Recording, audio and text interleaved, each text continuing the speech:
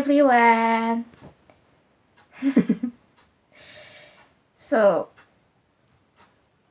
di video ini aku akan menceritakan pengalamanku belajar merajut. Jadi awal mulanya aku tertarik buat belajar merajut itu karena di sekolah ada tugas gitu. Terus kita kayak sama gurunya dibebasin buat bikin apa aja. Nah, aku udah berusaha cari-cari gitu kan. Awalnya tuh kalau nggak mau bikin gelang, ya merajut gitu. Cuman aku lebih tertarik merajut karena kayak keren aja gitu.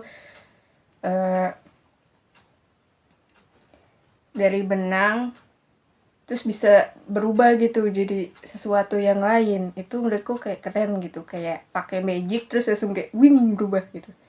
Nah, setelah aku melihat tutorial di YouTube, memang awalnya agak bingung sih, cuman pas dipraktekin, dicoba pelan-pelan belajar, ternyata seru juga, walaupun ya agak pusing sih ngeliatin ngitung-ngitungnya gitu, aku pusing gitu.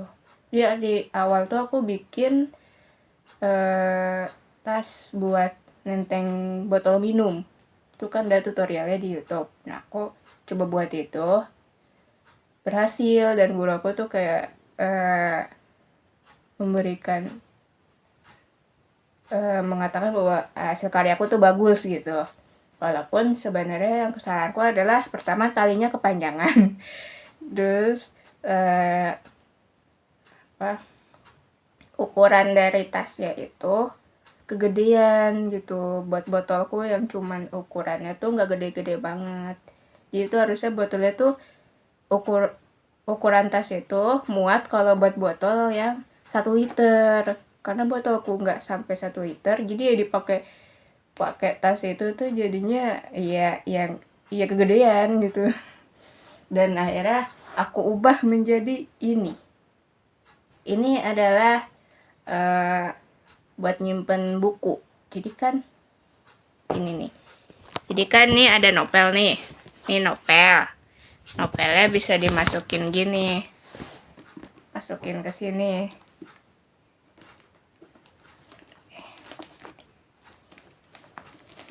Nah, gini. Jadi kalau misalnya aku tuh punya novel, terus kayak di novelnya tuh ada gambar atau apapun itu, bisa nutupin gambarnya gitu. Terus juga bisa ngelindungin kalau di dalam tas. Aku bikin ini. Ini hasilnya belum rapi banget, tapi ya lumayan lah gitu kan. Aku suka sama hasilnya. Terus kemarin aku bikin ini, dompet kecil gitu, dan ini emang kurang rapi sih, tapi aku suka sama hasilnya. Ya lumayan lah gitu kan. Jadi aku mau bikin lagi tapi pakai jenis benang yang beda. Ini kan benangnya tuh kayak gini, nggak tahu ini nama benangnya apa ya, kayak gini benangnya, dia kayak agak bergelombang. Kalau di YouTube namanya curly wool. Cuman memang kalau pakai ini tuh ada susah sih ngeliatin stitchnya gitu. Jadi emang nggak cocok buat pemula buat nyoba ini. Cuma kan aku punya, jadi aku penasaran kenapa nggak dicoba gitu buat bikin sesuatu ya. Jadi deh. Nah, menurutku tuh kayak merajut itu adalah hobi yang nggak cocok kalau buat orang yang nggak sabaran, karena ini kan buatnya emang lama ya, kecuali kalau tangannya tuh udah terbiasa jadi bisa langsung cepet-cepet gitu. Tapi kalau yang masih baru belajar emang akan jadi membutuhkan stok kesabaran yang banyak gitu. Cuma lumayan gitu kan, misalnya aku buat ini terus aku jual kan lumayan gitu ya. Tapi ya pegel di tangannya aja sih. Itu emang aku udah beberapa kali kayak disaranin sama teman-temanku kalau kenapa nggak dijual aja gitu. Tapi aku tuh masih pengen mendalami gitu teknik-tekniknya. Jadi kalau misalnya emang udah bisa, plus aku udah sanggup buat ngerjain bikin kayak gini banyak, mungkin aku akan jual, mungkin. Dan aku lumayan suka sama hasil yang ini.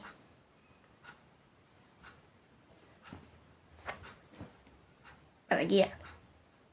Udah itu aja. Sekian.